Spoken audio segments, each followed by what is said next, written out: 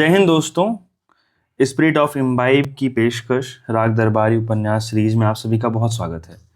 अगर आप इस चैनल पर नए हैं तो कृपया चैनल को सब्सक्राइब कर लीजिए और बेल आइकन ज़रूर प्रेस कर दीजिए। पेश है भाग 4। कुछ घूरे घूरों से भी बदतर कुछ दुकानें, तहसील, थाना, ताड़ी घर, विकास खंड का दफ्तर, शराब खाना, कॉलेज, सड़क से निकल जाने वाले को लगभग इतना ही दिखाई देता था। कुछ दूर आगे एक घनी अमराई में बनी हुई एक कच्ची कोठरी भी पड़ती थी। उसकी पीठ सड़क की ओर थी। उसका दरवाजा, जिसमें किवाड़ नहीं थे, जंगल की ओर था। बरसात के दिनों में हलवाए पेड़ों के नीचे से हटकर इस कोठरी में जुआ खेलते। बाकी दिनों तक खाली पड़ी रहती। जब वह खाली रहती तब भी लोग उसे खाली रहने देते थे और नर नारीगण मौका देखकर उनका मनपसंद इस्तेमाल करते थे। शिवपालगंज में इस कोठरी के लिए जो नाम दिया गया था वह हेनरी मिलर को भी चौंका देने के लिए काफी था। उसमें ठंडा पानी मिलाकर कॉलेज के एक मास्टर ने उसका नाम प्रेम भवन रख दिया था। घूरों और प्रेम भवन के बीच पड़ने वाले सड़क के इस हिस्से को शिवपालगंज का किनारा भर मिलता था। ठेठ शिवपालगंज दूसरी ओर सड़क छोड़कर था। असली शिवपालगंज वैद्य जी की बैठक में था। बैठक तक पहुंचने के लिए गलियारे में उतरना पड़ता था। उसके दोनों किनारों पर छप्पर के बेतरतीब ऊबड़ खाबड़ मकान थे। उनके बाहरी चबूतरे बढ़ा लिए गए थे और वे गलियारी पर हावी थे। उन्हें देखकर इस फिलॉसफी का पता चलता था कि अपनी सीमा के आसपास जहां भी खाली जमीन मिले वहीं आंख बचाकर दो चार हाथ जमीन घेर लेनी चाहिए। अचानक यह गलियारा एक मैदान में खो जाता था। उसमें नीम के 3-4 पेड़ लगे थे। जिस तरह वे पनप रहे थे उससे साबित होता था कि वे वन महोत्सव से पहले लगाए गए थे। वे किसी नेता या अफसर के छूने से बच गए हैं और उन्हें वृक्षारोपण और कैमरा क्लिनिकल को रस्मों से बख्श दिया गया था। इस हरे भरे इलाके में एक मकान ने मैदान की एक एक पूरी की पूरी दिशा को कुछ इस तरह घेर लिया था कि उधर से आगे जाना मुश्किल था। मकान वैद्य जी का था। उसका अगला हिस्सा पक्का और देहाती हिसाब से काफी रौबदार था। पीछे की तरफ दीवारें कच्ची थीं और उसके पीछे शुबहा होता था घूरे पड़े होंगे। झिलमिलाते हवाई अड्डों और ललकाते होटलों की मार्फत जैसा सिंबॉलिक मॉडर्नाइजेशन इस देश में हो रहा है, उसका असर इस मकान की वास्तुकला में भी उतर आया था और उससे साबित होता था कि दिल्ली से लेकर शिवपालगंज तक काम करने वाली ऐसी बुद्धि सब जगह एक सी है। मकान का अगला हिस्सा, जिसमें चबूतरा, बरामदा और एक बड़ा कमरा था, बैठक के नाम से मशहूर था। ईंट गारा ढोने वाला मजदूर भी जानता था कि बैठक का मतलब ईंट और गारे की बनी हुई इमारत भर नहीं है। Number 10 Downing street, white house, Kremlin आदि मकानों के नहीं, ताकतों के नाम है। थाने से लौटकर रुपन बाबू ने दरबारे आम यानी बरामदे में भीड़ लगी देखी। उनके कदम तेज हो गए, धोती फड़फड़ाने लगी। बैठक में आते ही उन्हें पता चला कि उनके ममेरे भाई रंगनाथ शहर से ट्रक पर आए हैं। रास्ते में ड्राइवर ने उनसे 2 रुपए ऐंठ लिए हैं। एक दुबला पतला आदमी गंदी बनियान और धारीदार अंडरवियर पहने बैठा था। नवंबर का महीना था और शाम को काफी ठंडक हो चली थी, पर वह बनियान में काफी खुश नजर आ रहा था। उसका नाम मंगल था, पर लोग उसे सनीचर कहते थे। उसके बाल पकने लगे थे और आगे के दांत गिर गए थे। उसका पेशा वैद्य जी की बैठक पर बैठे रहना था। वह ज्यादातर अंडरवियर ही पहनता था। उसे आज बनियान पहने हुए देखकर रुपन बाबू समझ गए कि सनीचर फॉर्मल होना चाहता है। उसने रुपन बाबू को एक सांस में रंगनाथ की मुसीबत बता दी और अपनी नंगी जांघों पर तबले के कुछ मुश्किल बोल निकालते हुए ललक कर कहा, बद्री भैया होते तो मजा आता। रुपन बाबू रंगनाथ से छूटते ही बोले, तुमने अच्छा ही किया रंगनाथ दादा, 2 रुपया देकर झगड़ा साफ किया। जरा जरा सी बात पर खून खराबा करना ठीक नहीं। रंगनाथ रुपन बाबू से 1.5 साल बाद मिल रहा था। रुपन बाबू की गंभीरता को दिन भर की सबसे दिलचस्प घटना मानते हुए रंगनाथ ने कहा, मैं तो मारपीट पर उतर आया था, बाद में कुछ सोच कर रुक गया। रुपन बाबू ने मारपीट के विशेषज्ञ की हैसियत से हाथ उठाकर कहा, तुमने ठीक ही किया। ऐसे ही झगड़ों से स्टूडेंट कम्युनिटी बदनाम होती है। रंगनाथ ने अब उन्हें ध्यान से देखा। कंधे पर टिकी हुई धोती का छोर, ताजा खाया हुआ पान, बालों में पड़ा हुआ कई लीटर तेल स्थानीय गुंडागिरी के किसी भी स्टैंडर्ड से वे होनहार लग रहे थे।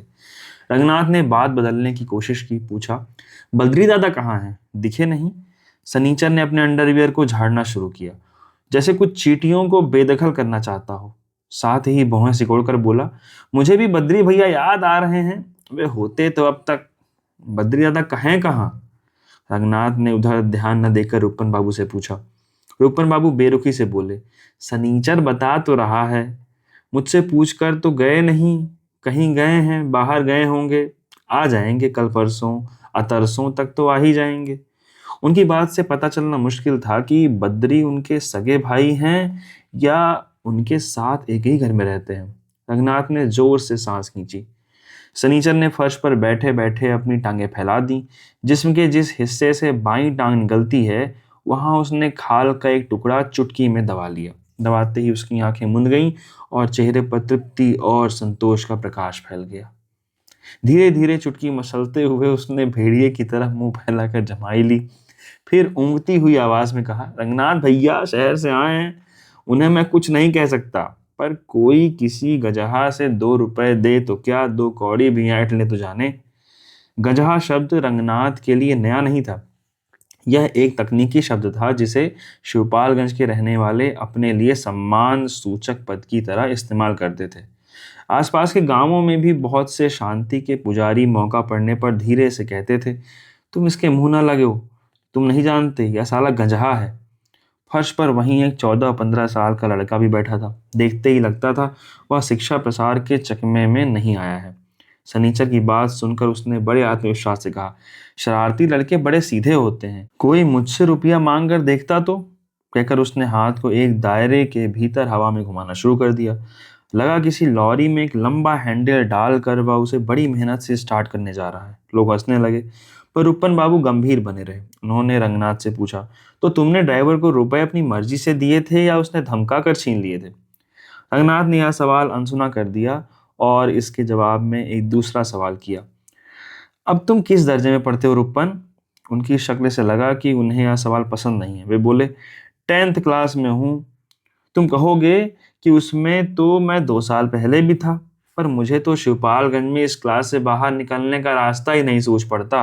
तुम जानते नहीं हो दादा, इस देश की शिक्षा पद्धति बिल्कुल बेकार है। बड़े बड़े नेता यही कहते हैं, मैं उनसे सहमत हूँ। फिर तुम इस कॉलेज का हाल नहीं जानते? लुच्चों और शोधों का अड्डा है।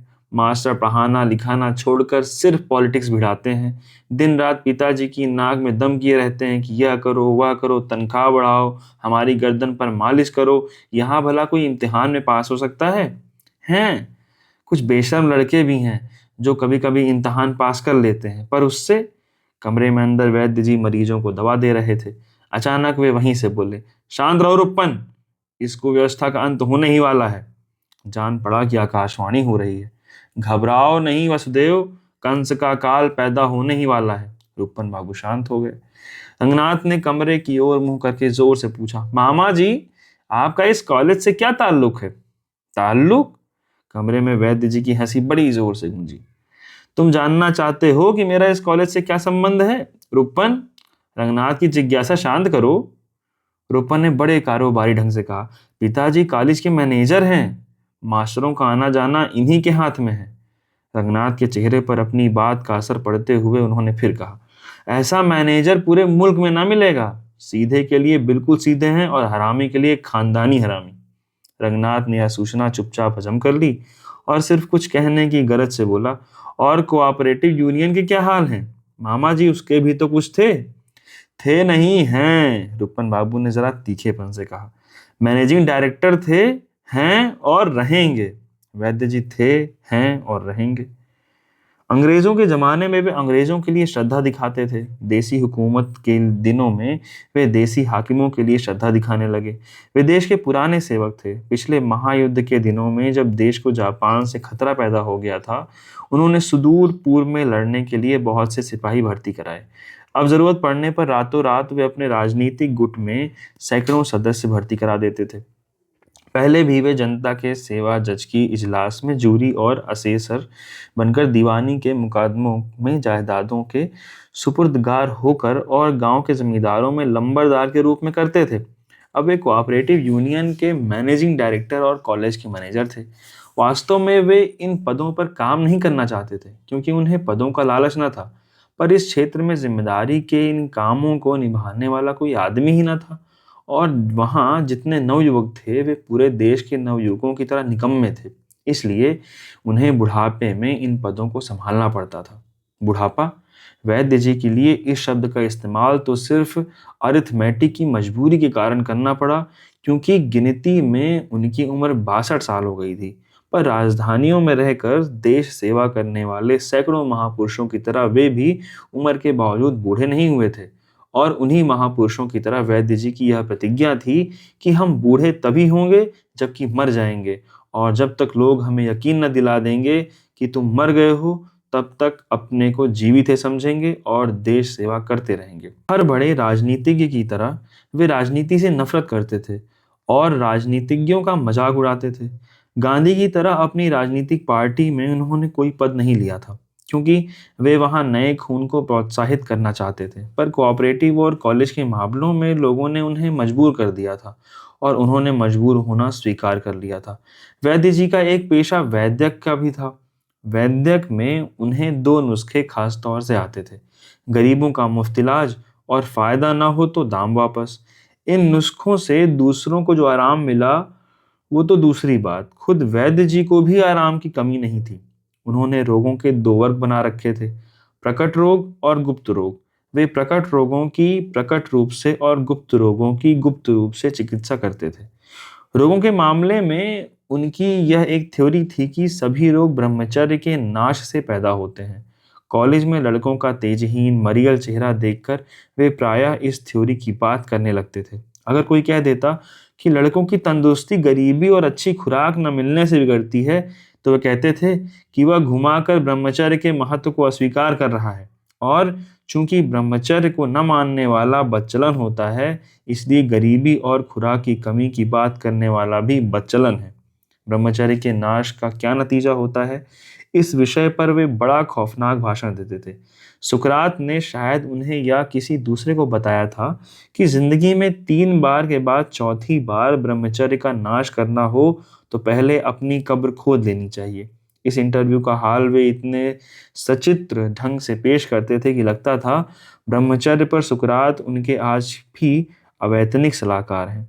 उनकी राय में ब्रह्मचर्य न रखने से सबसे बड़ा हर्ज यह होता था कि आदमी बाद में चाहने पर भी ब्रह्मचर्य का नाश करने के लायक नहीं रह जाता था।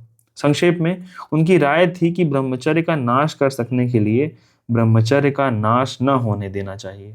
उनके इन भाषणों को सुनकर कॉलेज के 3/4 लड़के अपने जीवन से निराश हो चले थे, पर उन्होंने एक साथ आत्महत्या नहीं की थी, क्योंकि वैद्य जी के दवाखाने का एक विज्ञापन था: जीवन से निराश नवयुवकों के लिए आशा का संदेश। आशा किसी लड़की का नाम होता तब भी लड़के यह विज्ञापन पढ़ के इतने उत्साहित न होते, पर वे जानते थे कि संदेश एक गोली की ओर जा रहा है, जो देखने में बकरी की लेड़ी जैसी है, पर पेट में जाते ही रंगों में बिजली की सी दौड़ने लगती है।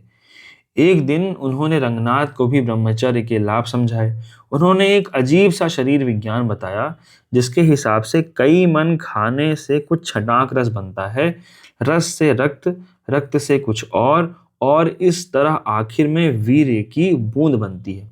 उन्होंने साबित किया कि वीर्य की एक बूंद बनाने में जितना खर्च होता है, उतना एक एटम बम बनाने में भी नहीं होता है। रंगनाथ को जान पड़ा कि हिंदुस्तान के पास अगर कोई कीमती चीज है तो वीर्य है। उन्होंने कहा कि वीर्य के 1000 दुश्मन हैं और सभी उसे लूटने पर आमादा हैं। अगर कोई किसी तरकीब से अपना वीर्य बचा ले जाए तो समझो पूरा चरित्र बचा ले गया। उनकी बातों से लगा कि पहले हिंदुस्तान में वीर रक्षा पर बड़ा जोर था, और एक ओर घी दूध की तो दूसरी और वीर की नदियां बहती थीं। उन्होंने आखिर में एक श्लोक पढ़ा जिसका मतलब था कि वीर की एक बूंद गिरने से आदमी मर जाता है और एक बूंद उठा लेने से जिंदगी हासिल करता है। संस्कृत सुनते ही सनीचर ने हाथ जोड़कर कहा, जय भगवान की। उसने सिर जमीन पर टेक दिया और श्रद्धा के आवेग में अपना पिछला हिस्सा छत की ओर उठा दिया। वैद्य जी और भी जोश में आ गए और रंगनाथ से बोले, ब्रह्मचर्य के तेज का क्या कहना, कुछ दिन बाद शीशे में अपना मुंह देखना, तब ज्ञात होगा। रंगनाथ सिर हिलाकर अंदर जाने को उठ खड़ा हुआ। अपने मामा के इस स्वभाव को वह पहले से जानता था। रुपन बाबू दरवाजे के पास खड़े थे। उन पर वैद्य जी के भाषण का कोई असर नहीं पड़ा। उन्होंने रंगनाथ से फुसफुसाकर कहा, मुंह पर तेज लाने के लिए आजकल ब्रह्मचर्य की क्या जरूरत, वह तो क्रीम पाउडर के इस्तेमाल से भी आ जाता है। बहुत शुक्रिया। इस भाग का अंत यहीं होता है। अगला भाग आपके सामने जल्द हाजिर होगा। शुक्रिया।